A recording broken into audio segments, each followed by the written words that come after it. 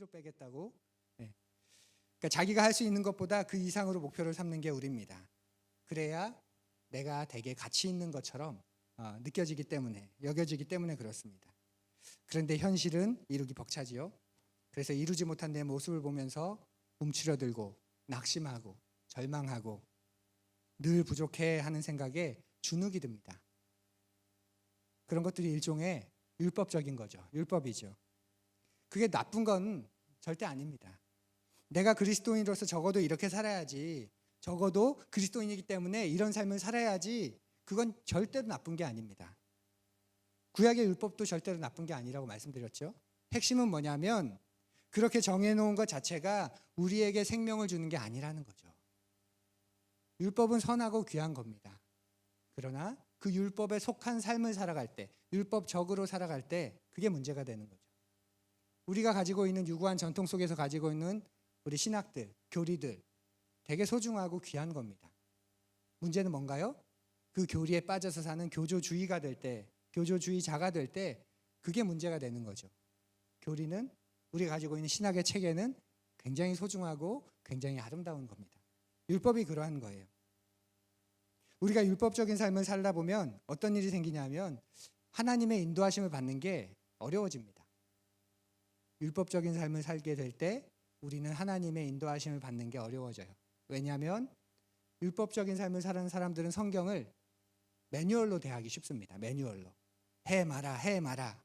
거기에 대해서 나오는 매뉴얼. 원리의 책이 아니라, 성경이 원리의 책이 아니라 그 안에 있는 정신을 끌어내서 그 예수의 정신을, 예수님과 같은 삶을 구현해야 되는 그 하나님의 말씀으로 여기는 게 아니라 일종의 매뉴얼로 여기게 됩니다. 율법적인 사고에 갇혀 있으면. 그래서 성경을 일종의 율법 조항집으로 여기는 거죠. 그래서 성경을 찾는 것도 결국 매뉴얼 찾는 것과 별반 다르지 않아요. 근데 우리가 겪는 중요한 선택, 결정의 순간, 문제들 성경 대부분에 잘 나오나요? 나오지 않나요? 잘 안 나오죠. 네, 성경에 월세는 어느 정도까지만 하는 교회를 해라. 나오나요? 안 나오나요? 네, 안 나와요. 그냥 거짓말 해야 될까 말아야 될까? 우리 삶의 문제는 그 정도가 아니라 그것보다 더 복잡하죠. 대부분 어떤 겁니까? 우리 삶의 고민은 내가 지금 침묵해야 되는 건가? 아니면 말해야 되는 건가? 내가 지금 이 아이를 엄하게 좀 꾸짖어야 되는 건가? 아니면 덮어줘야 되는 건가? 내가 내 배우자를, 내 남편을, 내 아내를 좀 엄하게 권면해야 되는 건가? 아니면 그냥 사랑으로 허물을 덮어줘야 되는 건가? 지금 여기서 내가 지금 이걸 밀고 나가야 되나? 추진력을 얻어서 팍 하고 나가야 되나? 아니면 좀 기다려야 되나? 우리의 삶의 많은 그 중요한 선택이나 결정적인 순간은 그렇습니다. 그런데 성경을 딱 보면 매뉴얼처럼 나와요? 나오지 않아요? 네, 나오지 않죠. 어떤 것을 펴면 두려워 마라, 담대해라, 전진해라, 요단강에 발을 디뎌라, 그럼 멈출 거다. 그런 마음을 주시는데, 또 그런 말씀을 하시는데, 또 다른 곳을 펴면 너희는 가만히 있어 그가 하나님 되심을 알지어다. 그러면 또 가만히 있어야 될 것 같고, 내가 연애 이제 결혼을 앞두고 그 이성을 사귀고 싶어서 하는데 어떤 사람은 얘기해 10번 찍어서 안 넘어간 나무가 어디서 하고, 어떤 사람은 기다려 때가 되면. 그렇지 않나요? 어떤 곳에서는 성경을 펴면 그건 꾸짖어라, 저항해라, 대항해라 라고 하는데, 또 어떤 곳에서는 사랑으로 허물을 덮어줘라 이렇게 말합니다. 어떤 곳에서는 누가 네 형제의 부모의 가족이냐, 그래서 부모를 부인해라 그러는 것 같은데, 또 어떤 곳을 펴면 네가 친족을 돌보지 않으면 불신자보다도 더 악한 자다, 또 이렇게 말하죠. 헷갈립니다. 성경을 원리의 책이 아니라 매뉴얼로 보게 되면, 율법적인 사고에 갇히게 되면 하나님의 말씀을 오해하게 되고, 그래서 정신을 잃어버리게 되고, 말씀이 충돌하는 것 같은데 매뉴얼이라면 이상한 책이 되는 거예요. 그런데 이 성경이 정신과 원리에 대해서 우리에게 가르쳐준 책이라고 하면 그 충돌은 충분히 해소가 되죠. 그리고 충돌하는 것 같은데 이건 같은 말씀이구나 라는 걸 우리가 알게 되는 겁니다. 그런데 율법적인 사고에 갇히게 되면 말씀을 오해하게 되고, 그래서 말씀의 정신을 잃어버리기 쉽습니다. 율법은 우리에게 죄를 깨닫게 해줍니다. 그게 율법의 역할입니다. 우리를 구원하시기 위해서 주신 게 율법이 아니라 죄를 깨닫게 하기 위해서, 그리고 우리의 구원이 하나님에게 있음을 알게 하기 위해 주신 게 율법입니다. 그래서 율법을 이루는 삶을 살라고 하지 않으셨고 율법의 정신을 따르는 삶을 살기를 원하시는 게 바로 하나님의 뜻입니다. 죄를 깨닫게 해주고 나는 모자라구나, 부족하구나, 어림도 없구나. 그래서 하나님의 능력, 하나님으로부터 나오는 하늘의 선한 은혜를 붙잡게 하는 거죠. 하지만 우리는 좋은 그리스도인이 되겠다고 이런저런 율법의 조항 같은 것들을 만들지요. 그리고 지키려고 했습니다. 그러다 실패하고 범하면 우리 안에 죄의식이 들어옵니다. 그렇지 않아요? 저만 그런가요? 네. 그래도 내가 목사인데 주 5일은 해야지, 중보기도 하루에 1시간은 해야지, 성경도 하루에 1시간은 매일 읽어야지 하다가 한두 주 실패하면 솔직히 죄의식이 들어옵니다. 내가 부족하고 형편없고 이런 것도 안 되면서 이런 것도 못하면서 내가 누굴 세우고 누굴 양육하고 누구 변화시키겠다고 참 부끄럽다, 그러는 거죠. 그럴 때 우리에게 위로를 주는 말씀이 또 있죠. 대표적인 게 로마서 7장 25절. 나는 비참한 사람입니다. 누가 이 죽음의 몸에서 나를 건져내 줄까. 개역 성경이 더 와닿는데 오호라 나는 곤고한 사람이로다. 이 사망의 몸에서 누가 나를 건져내랴. 그런데 이 말씀이 살펴보니까 놀랍게도 여러분과 저에 대한 말씀이 아니더라고요. 우리가 살아가면서 번번이 실패하고 제자리 걸음하고 우물쭈물하고 그래서 내가 정말 공고하다, 하고 싶은데 하지 못하는 이 비참한 몸, 누가 나를 건져낼까, 그 한탄과 탄식 같은데 그 말씀이 아니라는 거죠. 성경을 가지고 계신 분은 로마서 7장 7절을 보면 거기에 각주가 달려 있습니다. 로마서 7장 7절에 나를 보면 제 성경에는 35, 여러분도 그러겠죠. 35라는 숫자가 작게 나옵니다. 그리고 그 아래 이런 각주가 적혀 있습니다. 우리 앞을 보면서 같이 읽어볼까요? 시작. 여기서부터 7장 전체에 반복해서 나타나는 나는 바울이 자기 자신을 지칭하는 대명사로 사용된 것이 아니라 율법 아래 있는 인간 일반을 대표해서 지칭하는 수사학적 대명사로 사용된 것임. 성경에 이런 것도 있어? 놀랍죠? 성경만 지금 읽기도 바쁜데 밑에 옆에 있는 것까지 어떻게 다 읽어요? 그런데 이렇게 성경을 잘 해석하고 묵상하는 데 도움되라고 중요한 부분들은 이제 각주가 첨가되어 있습니다. 무슨 말이냐면 7장 7절부터 25절까지 나오는 나는, 바울이 지금 편지에서 쓰고 있는 나는, 오호라 나는 공고한 사람이라 할 때 그 나는 바울 자신이 아니라, 지금 믿고 있는 바울이 아니라 믿기 전에 바울이라는 뜻입니다. 율법만 가지고 있는 유대인들을 말하는 거죠. 그런데 많은 그리스도인들이 어떤 삶을 사냐면 여전히 율법에 속한 삶, 여전히 율법에 얽매인 삶을 스스로 옥죄며 삽니다. 스스로 율법을 만들어 놓고 그걸 못 지킬 때마다 부족하다, 형편없다, 자격 없다 그러면서 절망에 빠지는 거죠. 그게 율법적인 삶의 특징입니다. 율법적인 삶은 내가 못하는 것만, 내가 하지 못하는 것만 보입니다. 그리고 반대로 잘했다면 어떨까요? 그 잘한 것만 보여서 괜히 교만해지죠. 성경을 읽으신데 한 주간 적용을 다 했어요. 마음이 어때요? 뿌듯해지면서 갑자기 막 나누고 싶고, 그죠? 갑자기 모든 대화의 중심을 요즘 성경 읽기로 막 이끌고 싶고, 내가 요즘 성경 좀 읽어보니, 내가 요즘 기도해보니, 그러고 싶지 않으세요? 그러니까 내가 못하는 것 때문에 정죄감에 빠지든지, 내가 잘하는 것 때문에 교만함에 빠지든지, 이게 율법의 특징입니다. 그런데 율법은 대부분 수준이 높기 때문에 많은 경우에 우리를 정죄감에 빠지는 쪽으로 우리를 이끌어가는 거죠. 나에 대해서. 그리고 율법적인 사고를 가지게 되면, 율법에 속한 삶을 살게 되면 특별히 공동체에 대해서 비난하고 정죄하는 성향이 점점 많아지게 됩니다.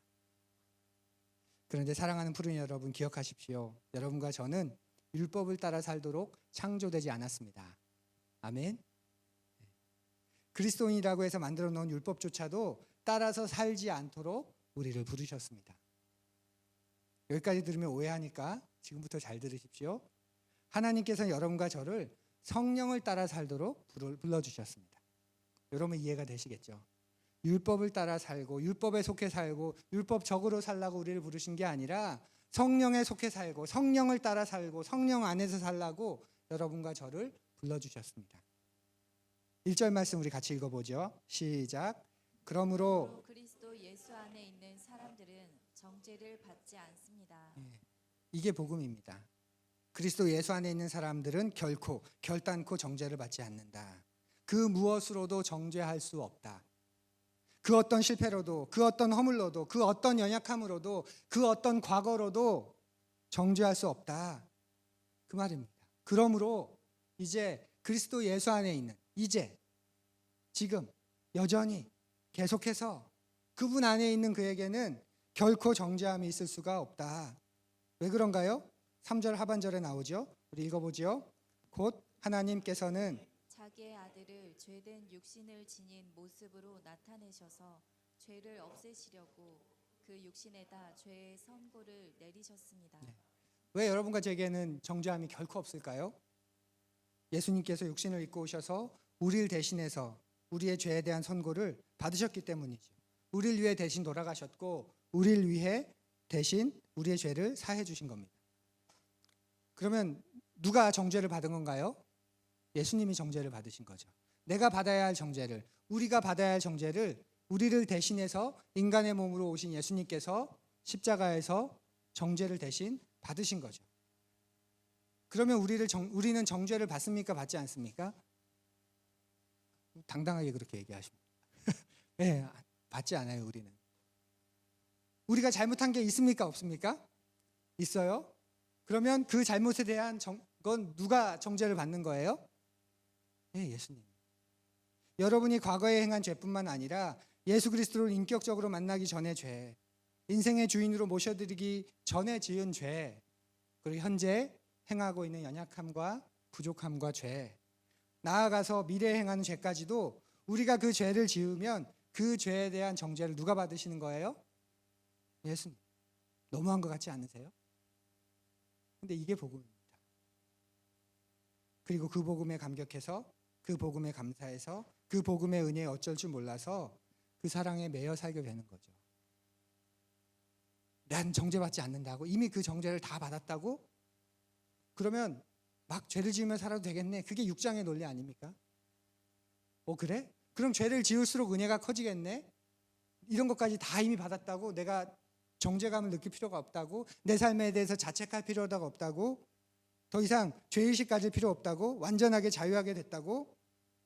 그러면 죄를 지으면 지을수록 그만큼 더 많이 용서받은 거니까 죄를 더 많이 지어도 되겠네. 그런 사람들에게 바울 사도가 뭐라고 말하는 거죠? 우리가 은혜를 더하게 하려고 어떻게 죄 가운데 머물러 있겠냐? 그럴 수 없다.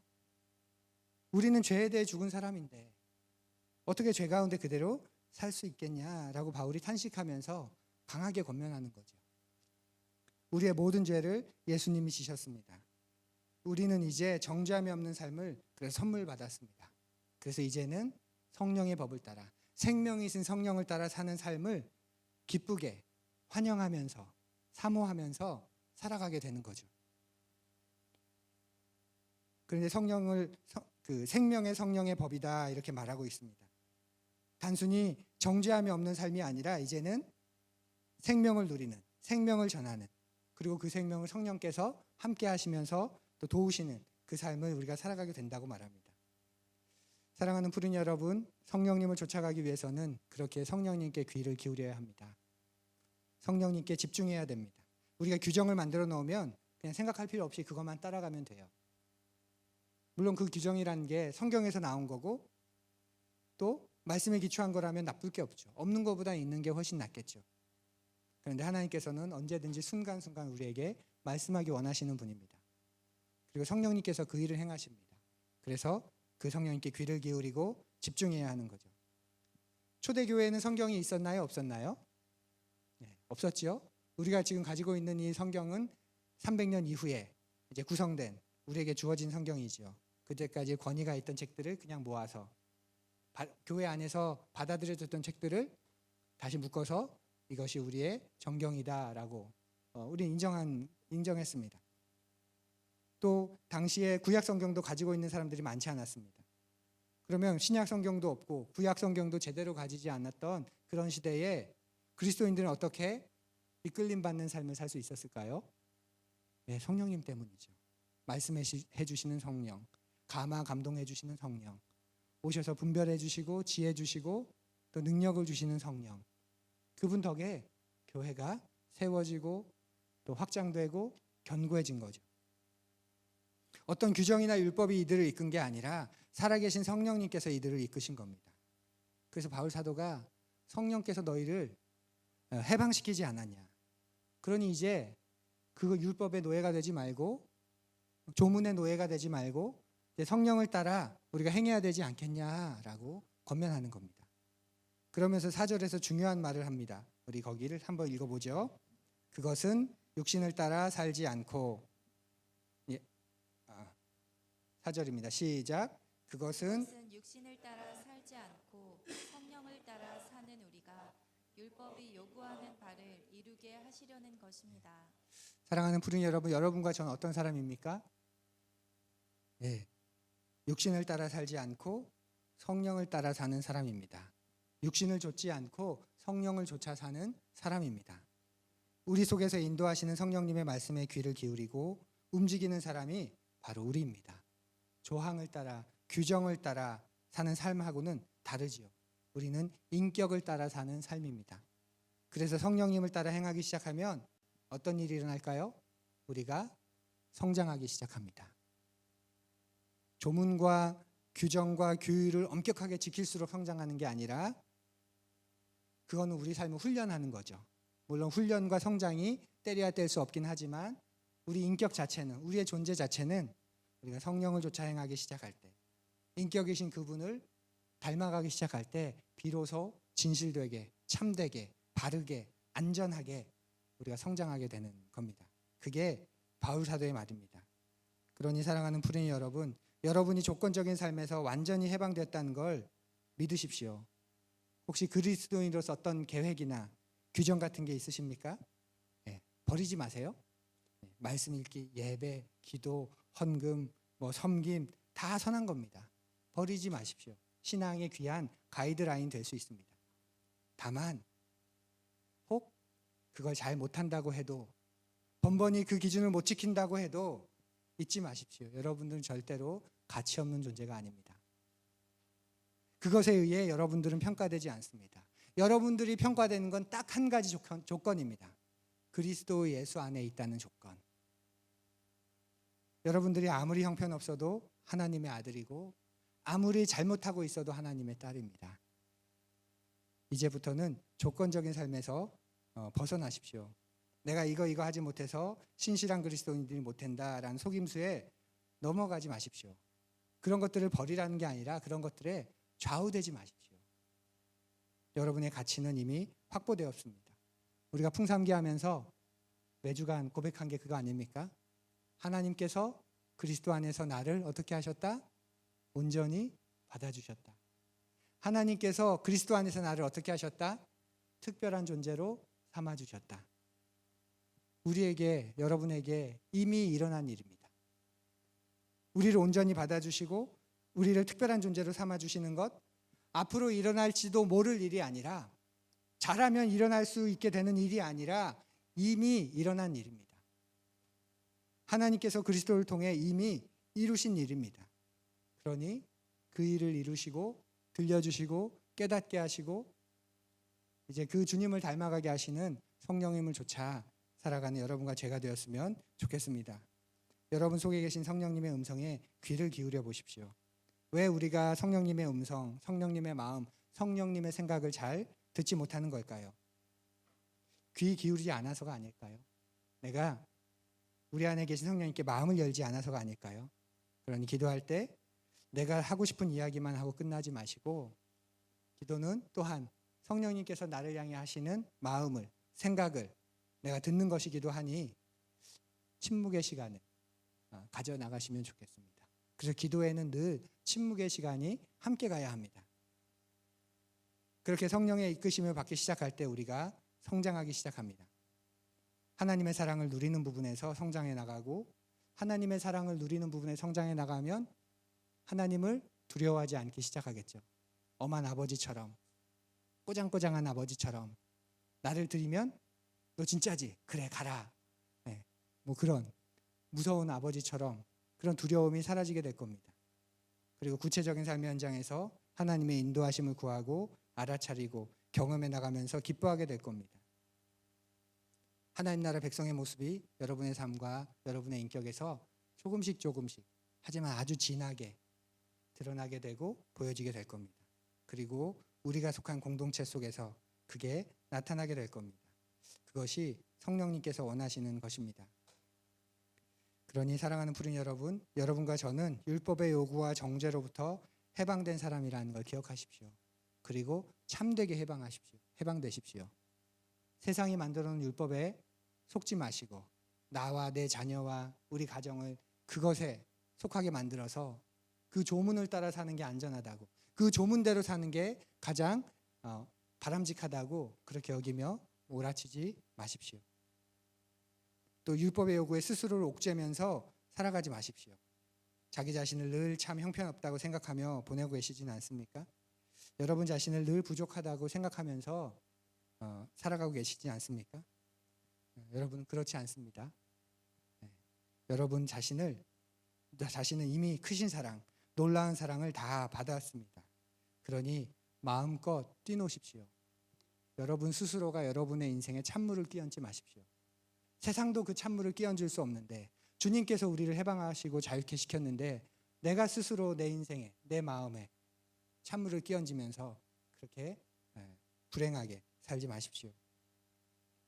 성령님을 따라 기쁘게, 신나게, 그리고 어떤 경우에서도 소망만은 잃지 않고 우리가 최후의 승리를 보장받았다는 사실만큼은 잊지 않고 살아가면 좋겠습니다.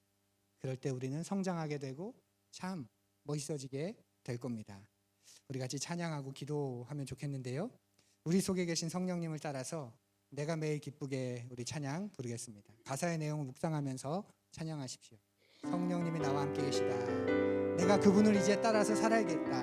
나는 해방되었다. 나는 자유하다. 나는 그분 안에서 온전해졌고 특별한 존재로 받아들여졌다. 그 어떤 것도 내 인생에 나에게 찬물을 끼얹을 수 없다. 그런 마음을 묵상해 가지고 우리 기쁘게 부르면 좋겠습니다.